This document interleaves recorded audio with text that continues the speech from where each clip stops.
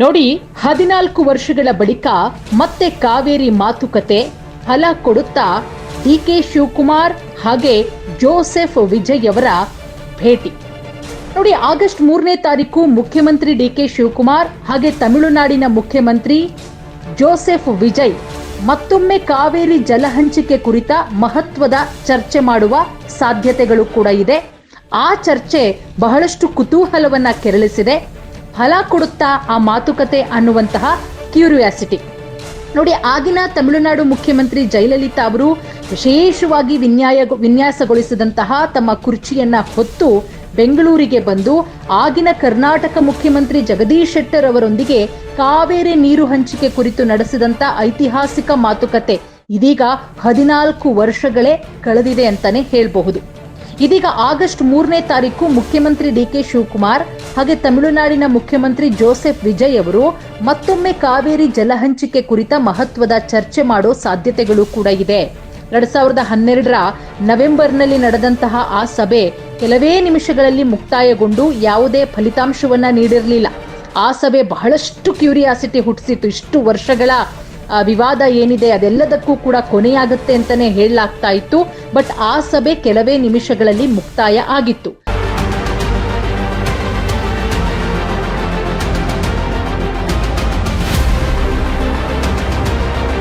இருபத்தி 6/5/2026 அன்று மேகதாது பிரச்சினைக்காக பிரத்யேகமாக தனி நடுவர் மன்றம் அமைப்பது குறித்து சட்ட வல்லுநர்களுடன் கலந்தாலோசித்து தனி நடுவர் மன்றம் அமைக்க ஏற்கனவே தேவையான சட்ட நடவடிக்கைகள் எடுக்கப்பட்டு வருகின்றன. எனவே எதிர்க்கட்சி தலைவரால் அளிக்கப்பட்ட கருத்தினை 4வது பத்திக்கு அடுத்து கூடுதலாக சேர்க்கலாம் என மாண்புமிகு பேரவைத் தலைவர் அவர்களை கேட்டுக்கொள்கிறேன். ಅದಾದ ಬಳಿಕ ಕಾವೇರಿ ವಿವಾದದಲ್ಲಿ ಕರ್ನಾಟಕ ಮತ್ತು ತಮಿಳುನಾಡು ತಮ್ಮ ನಿಲುವಿನಿಂದ ಹಿಂದೆ ಸರಿದಿಲ್ಲ. ಇದು ಕೇವಲ ನೀರು ಹಂಚಿಕೆಯ ಪ್ರಶ್ನೆಯಲ್ಲ, ಎರಡೂ ರಾಜ್ಯಗಳ ರೈತರ ಭಾವನೆಗಳಿಗೆ ಸಂಬಂಧಪಟ್ಟಂತಹ ರಾಜಕೀಯವಾಗಿ ಸೂಕ್ಷ್ಮ ವಿಚಾರ ಕೂಡ ಆಗಿದೆ. ಈ ವರ್ಷ ಮುಂಗಾರು ವಿಳಂಬ ಆಗಿರೋದು, ರೈತರು ಬೆಳೆ ಉಳಿಸಿಕೊಳ್ಳೋದಕ್ಕೆ ನೀರು ಬಿಡುಗಡೆ ಮಾಡುವಂತೆ ಒತ್ತಾಯಿಸ್ತಾ ಇರೋದು ಈ ವಿವಾದವನ್ನ ಮತ್ತೆ ಮುನ್ನೆಲೆಗೆ ತಂದಿದೆ ಅಂತಾನೆ ಹೇಳಬಹುದು. ಹಾಗಾಗಿ ಬೆಂಗಳೂರಲ್ಲಿ ಸಭೆ ನಡೆಯುತ್ತೆ ಅಂತ ಹೇಳಲಾಗ್ತಾ ಇದೆ. ಆಗಸ್ಟ್ 3ನೇ ತಾರೀಕು ಡಿಕೆ ಶಿವಕುಮಾರ್ ಅವರು ವಿಜಯ್ ಅವರ ಭೇಟಿಯಿಂದ ಪರಿಹಾರ ಸಿಗಬಹುದೇ ಅನ್ನೋ ಪ್ರಶ್ನೆ ಕೂಡ ಉದ್ಭವಿಸಿದೆ. ಈ ಪ್ರಾಜೆಕ್ಟ್ ತಮಿಳುನಾಡವ್ರಿಗೆ ಜಾಸ್ತಿ, ಕರ್ನಾಟಕದಿಂದ ಏನಪ್ಪಾ ಅಂದ್ರೆ ಬ್ಯಾಲೆನ್ಸಿಂಗ್ ರಿಸರ್ವ್ ಮಾಡೋದ್ರಿಂದ ಏನು ಕಷ್ಟಕಾಲದಲ್ಲಿ ಅವ್ರಿಗೆ ನೀರನ್ನು ಏನು ನಾವು ಕಂಪಲ್ಸರಿ ಕೊಡಬೇಕು, 177 TMC ನೀರು ಕೊಡಬೇಕು, ಆ ನೀರನ್ನು ಅವ್ರಿಗೆ ಕೊಡ್ತೇವೆ. ಅವರು ಕರ್ನಾಟಕದವರು ಬದುಕಬೇಕು, ತಮಿಳುನಾಡಿಗೂ ಬದುಕಬೇಕು. ನಾವು ನಮ್ಗೇನು ಅವ್ರಿಗೆ ಮನವಿ ಮಾಡಬೇಕು, ಖಂಡಿತ ಅವ್ರು ಮನವಿ ಮಾಡ್ತೇವೆ. ಹಿತಾಸಕ್ತಿನಲ್ಲಿ ರೆಸಲ್ಯೂಷನ್ ಪಾಸ್ ಮಾಡ್ಕೋತಾರೆ. ನಾವೇನು ಮಾಡಬೇಕು, ನಾವು ಮಾಡಬೇಕಲ್ಲ. ಕೋರ್ಟ್ ಆರ್ಡರ್ ಕ್ಲಿಯರ್ ಇದೆ. ವಿ ಆರ್ ಮೇರ್ಲಿ ಈಗ ನಾವು ಅವ್ರ ಪಾಲಿನ ನೀರನ್ನು ನಾವು ಕಸ್ಕೋತಾ ಇದ್ದೀವಿ ಅಂದರೆ ಅವರು ಏನಾದರೂ ಏನು ಆಕ್ಷೇಪ ವ್ಯಕ್ತಪಡಿಸಲಿ. ತಮಿಳುನಾಡಿನ ಮುಖ್ಯಮಂತ್ರಿ ಕಾವೇರಿ ತೀರ ಪ್ರದೇಶದ ರೈತರ ಸಂಕಷ್ಟವನ್ನ ಮುಂದಿಟ್ಕೊಂಡು ಕರ್ನಾಟಕದಿಂದ ನೀರು ಬಿಡುಗಡೆ ಮಾಡಬೇಕು ಅಂತ ಮನವಿ ಮಾಡೋ ಸಾಧ್ಯತೆಗಳು ಕೂಡ ಇದೆ. ಮತ್ತೊಂದು ಕಡೆ ಕರ್ನಾಟಕದ ಜಲಾಶಯಗಳಲ್ಲಿ ನೀರಿನ ಕೊರತೆ ಹಾಗೆ ಮೇಕೆದಾಟು ಸಮತೋಲನ ಜಲಾಶಯ ಯೋಜನೆಯ ಅಗತ್ಯವನ್ನ ಮುಖ್ಯಮಂತ್ರಿ ಡಿಕೆ ಶಿವಕುಮಾರ್ ಅವರು ವಿವರಿಸುವಂತಹ ನಿರೀಕ್ಷೆಗಳು ಕೂಡ ಇದೆ. ಸೊ ಎರಡೂ ರಾಜ್ಯಗಳ ಪ್ರತಿಪಕ್ಷಗಳು ಈ ಬೆಳವಣಿಗೆಗಳ ಮೇಲೆ ನಿಗಾ ಇರಿಸಿದ್ವು. ರಾಜಕೀಯವಾಗಿ ರಾಜಿ ಮಾಡಿಕೊಳ್ಳಬಾರದೆಂದು ಆಡಳಿತ ಪಕ್ಷಗಳ ಮೇಲೆ ಒತ್ತಡ ಹೇರುವ ಸಾಧ್ಯತೆಗಳು ಕೂಡ ಇದೆ. ಒಂದು ಕಡೆ ಭರದ ಭೀತಿ, ಜಲಾಶಯಗಳಲ್ಲಿ ನೀರಿನ ಕೊರತೆ ಎದುರಾಗಿದೆ. ಮುಂಗಾರು ವಿಳಂಬದಿಂದ ಕೃಷಿ ಚಟುವಟಿಕೆಗಳಿಗೆ ತೀವ್ರ ಹಿನ್ನಡೆಯಾಗಿದೆ. ಕರ್ನಾಟಕದಲ್ಲಿ ಬರದಂತಹ ಪರಿಸ್ಥಿತಿಯೇ ನಿರ್ಮಾಣವಾಗಿದೆ. ಒಂದು ಕಡೆ ಮಳೆಯಾದ್ರೆ ಒಂದು ಕಡೆ ಬರ. ಮುಖ್ಯಮಂತ್ರಿ ಡಿಕೆ ಶಿವಕುಮಾರ್ ಅವರು ಬರ ಪ್ರದೇಶಿತ ಜಿಲ್ಲೆಗಳಿಗೆ ಭೇಟಿ ಕೊಟ್ಟು ಪ್ರವಾಸ ಕೈಗೊಂಡು ಸ್ಥಳದಲ್ಲೇ ಪರಿಶೀಲನೆ ನಡೆಸ್ತಾ ಇದ್ದಾರೆ ಪರಿಸ್ಥಿತಿಯ ಬಗ್ಗೆ.